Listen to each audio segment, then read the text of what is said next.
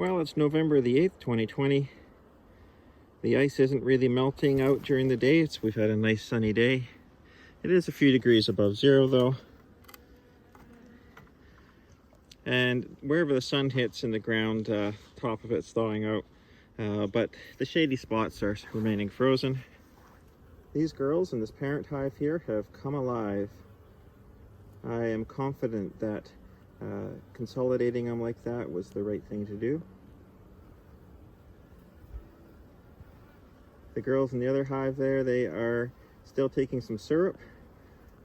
These ones here did not want any syrup, but they are scavenging from some frames that I set out.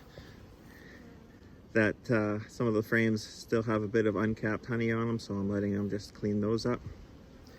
And they're working hard at it. This is about the time of year when it can start staying cold. And so I've got some 1.5 inch EPS rigid foam. Just your standard Dura foam. It's R5.6.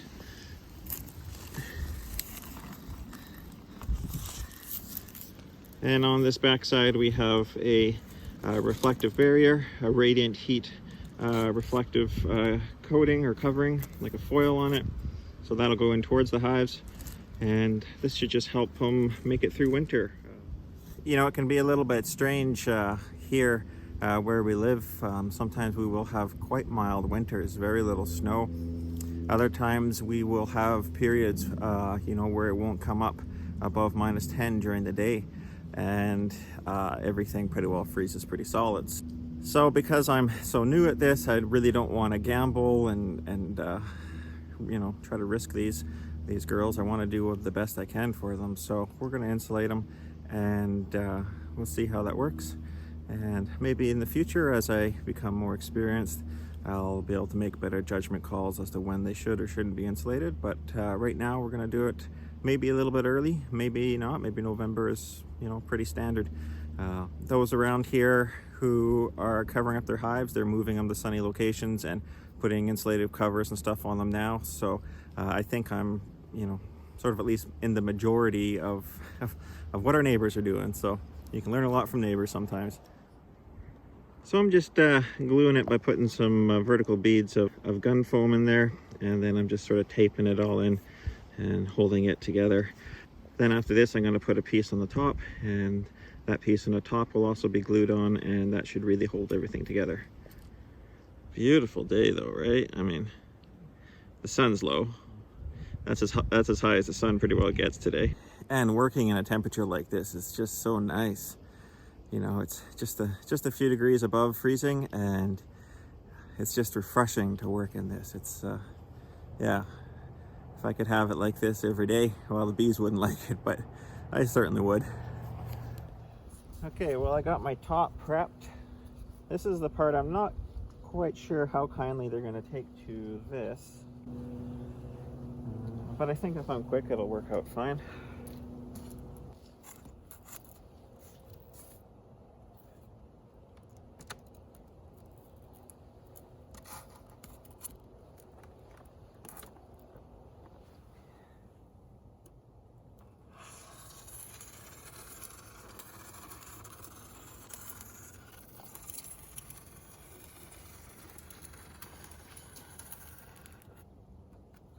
Now, of course, I am worried that they're going to totally propolis this down.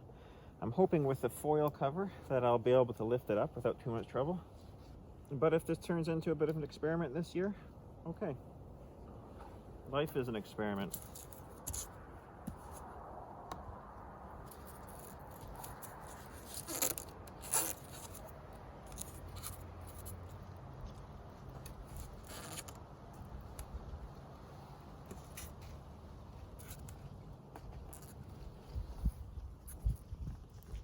We're just gonna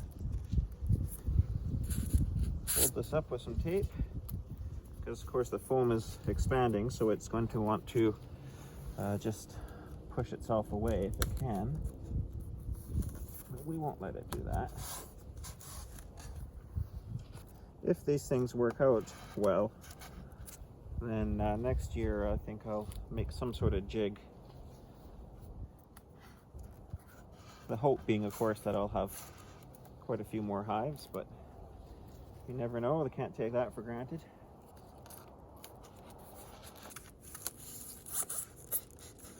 It is these moments that I'm just so thankful to have calm, polite Canadian bees. But seriously though, it's as a beginning beekeeper, one of the best things that I've got going for me is just having a nice, calm, gentle stock of bees. Part of my reasoning for doing this is I want to be able to shelter the front area just to keep some of the weather out for them, but I also don't want to completely close it off such that they don't get any heat. When we do have those flying periods where it's warm enough that they can come out and do cleansing flights or whatnot, I want them to be able to get that solar heat on the front of their hives. It's incredible just how quickly they move in. You know, as the sun's going down, it's 2:30 now, and the sun is still up in the sky, but it's behind trees now. They're not going to get too much more. And as soon as it just cools off that little bit, they're all in. They just zip. They all head right in. I put some solid entrance reducers in, so hopefully that'll help keep them warm, keep the weather out. And yeah, this is home for the next number of months. Well, here it is, next day. It's the 9th of December 2020. The 9th of November 2020. And I just came to check to make sure everything worked out okay. I pulled the tape off, and it looks like they got some nice little igloos. So I hope this works out well. They might be getting their first test against snow today. It's just about 1 degree above freezing right now, and we're supposed to be getting snow later today, but we're already starting to get a bit of sleet.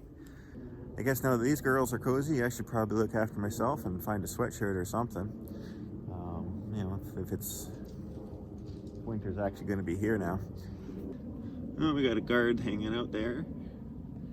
They didn't care too much for the sound of the tape being taken off. You can see I put an inner cover on them. I have the vent downwards, so that'll help get some condensation out, but keep as much heat as possible. And then the styrofoam is sitting right on top of the inner cover. I decided to use EPS, which is the white foam. It's expanded polystyrene. As opposed to the blue/pink stuff that you'll often see. That's XPS, a different product. XPS has a great compression strength. EPS doesn't have nearly as good of a compression strength, but EPS actually is a better closed cell product.